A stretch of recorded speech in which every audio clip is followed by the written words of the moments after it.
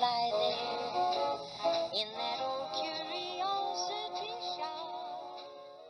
Hello everyone, and welcome back to the Old Curiosity Shop. I'm Scott. Now, the lamp that I'm about to show you, and yes, it's finished and you're going to see it right at the end of this video. I bought this lamp about 6 months ago in an antique store. I was attracted to the shade. I had a feeling it was Pittsburgh lamp, brass, and glass because they were well known for their beautifully painted shades, but this one's very unusual. The base of the lamp had been spray painted mint green.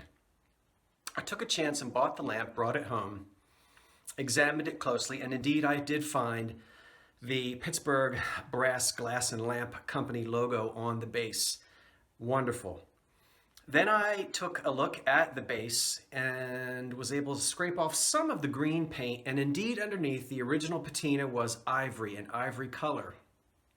When you bought these lamps, you would go into, in many cases, one of the showrooms. They were in all the major cities: St. Louis, Chicago, Pittsburgh, New York, Philadelphia, and so forth.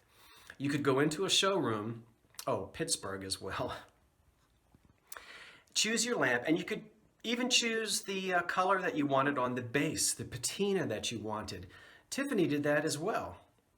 So you could have an ivory colored base, one that looked like antique brass, some of them polychromed. Whoever bought this lamp chose the antique ivory colored base, enameled base, probably because of the color of the shade. So I decided I would restore the base, strip off the green paint, which was in a video a few days ago, and return it to an ivory patina, which I have done. Hopefully you will think that it looks pretty good. I did the best that I could, and I'm satisfied with it. It's all rewired, and it works beautifully now, and you're now going to see the tail end of the restoration. Oh, I've got a flea market haul. That's coming up tomorrow. That's it. So long. Stay tuned for the lamp and wait for the cat.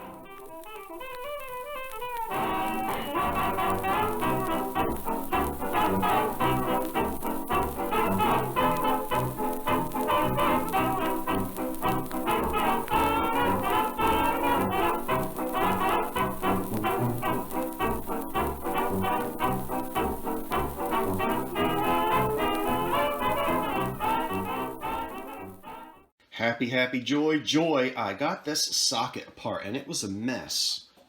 So we'll get this old wiring out. Look at the remnant, just the remnant there of the old cloth cord. You see that? It was silk and gold. So we've got one good socket here with the old pull chain on it. We'll test this one. This socket over here lost its chain, and that mechanism in there probably I am not going to rebuild. I'll probably replace that. We're talking about sockets that date to 1915, something like that. We'll be right back. Well, jeepers creepers, I've done it. I've come up with a replacement. Now here are the two original sockets. This is the one that's shot, and here's the one original, and I've sprayed it with some brake clean, and it's in good working order right now. This will be a fine socket to continue using. So we've got an old replacement socket, lamp socket with matching chain. Let's get this ball rolling. Okay, there's quite a bit of wind out here, so hopefully this won't take too long and you'll be able to hear me over the breeze. That's the lamp completely stripped. Now, if you're just tuning in, you've got to go back and check the video, a little ways back. And you'll remember that this lamp had an original ivory colored factory applied patina, and at some point someone spray painted it minty green. So it's been stripped down completely now.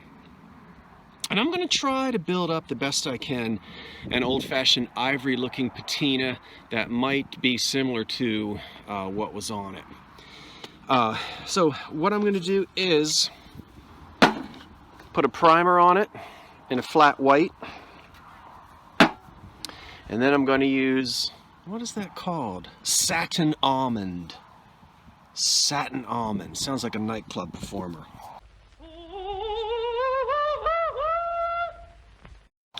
And then a secret ingredient, well, I guess it's not that secret. We're going to use a little bit of wood stain to antique it. And then if I'm not happy with that, I do have a secret ingredient that we'll come to later. And then I'm going to put a gentle top coat of a shellac on it, and then we'll buff it all down and try to make it look like it's been sitting in someone's attic for 80 years. I don't want it to look brand new, but I know I can't replicate the finish exactly, so I'll just do the best I can. And I'm hoping it turns out nicely. I'm ready to get started.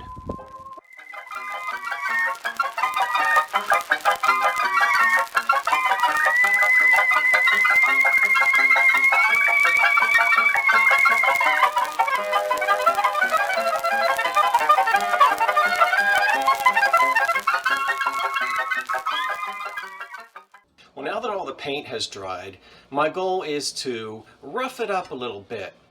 It now looks like it just came from the factory. Very glossy, even job on the paint. This doesn't look 100 years old. Now, I'm never going to be able to replicate 100 years of, Granny banging into this with her feather duster and vacuum cleaner attachments. And the natural oxidation that occurs over the passage of 100 or more years. But I know I can't do that. But I can make it look like it wasn't just painted yesterday. So I'm going to use different things to stress it just a little bit but not go overboard. I've got an SOS pad that is still a little bit wet. It won't matter. I've got a 000 steel wool. And then I'm going to be adding a little bit of age to it. I'm going to rub in a little bit of brown shoe polish. I've got some furniture stain. I'm just going to, as I said, age it a little bit. So let's just go ahead and get started. We'll put this thing on fast forward and show you the end results.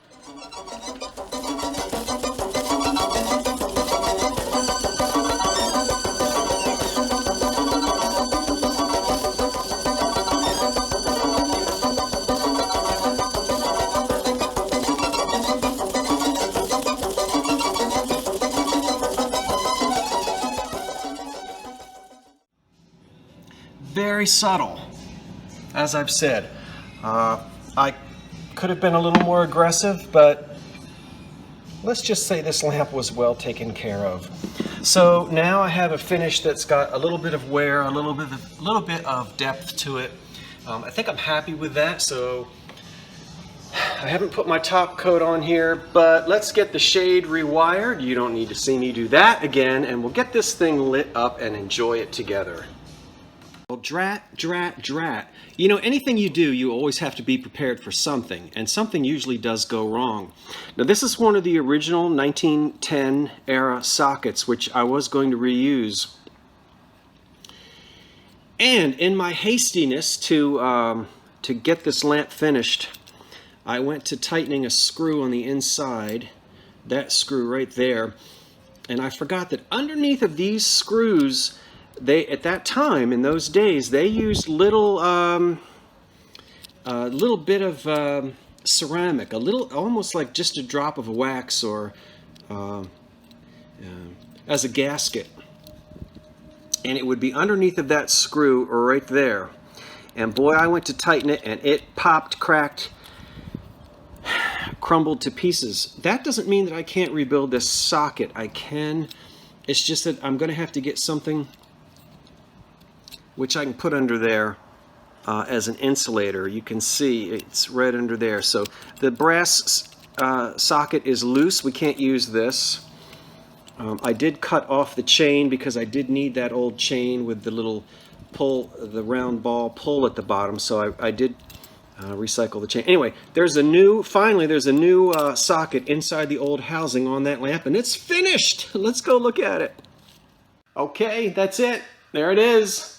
Now, pardon the surroundings. I'm actually in the garage. Note the beach chairs hanging on the wall.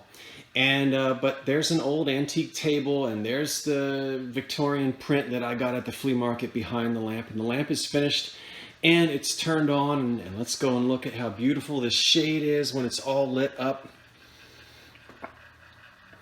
You thought that Edwardian homes and late Victorian homes were all gloom, gloom, gloom.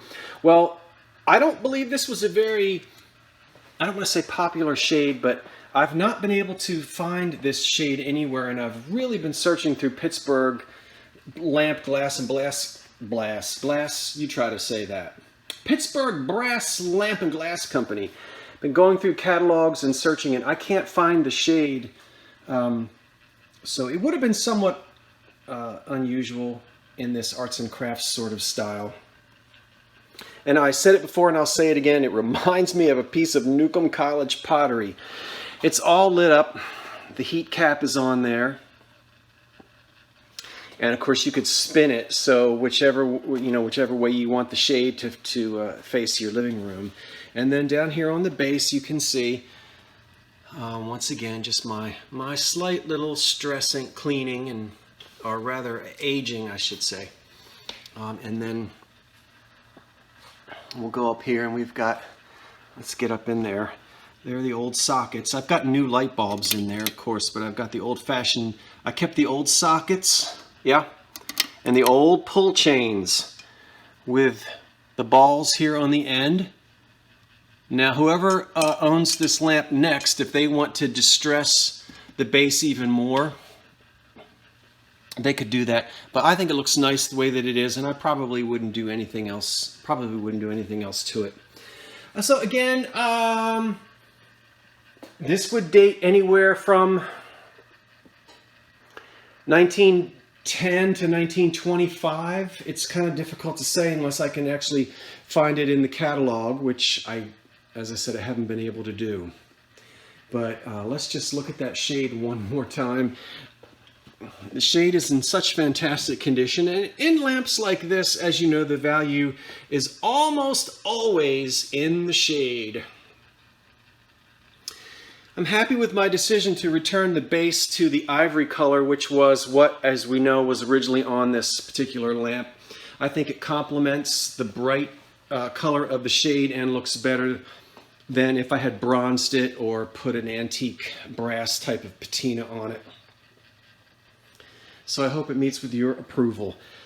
Now what am I going to do with it? Well, I'll live with it for a hot minute, and then we'll see. Shipping is expensive, so this may be something that I end up taking to an antique show at some point, somewhere, somehow, unless someone says, oh, I want it, I can't live without it. Value, I don't know. I would say somewhere between $300 to $1,200. Now, woo, what a span. Well, these lamps aren't worth what they were worth prior to 2008. It's not popular with decorators these days, but I think the shade is so unusual. $300 would be the low end for what I think it would bring, and I think $1,000 would be a bit of a reach, but it's one of those things. I had a great time restoring it, and it's a beautiful lamp, and I hope you like it as well. Okay, everyone, I'm Scott from the Old Curiosity Shop saying thanks for watching, wait for the cat, and so long for now.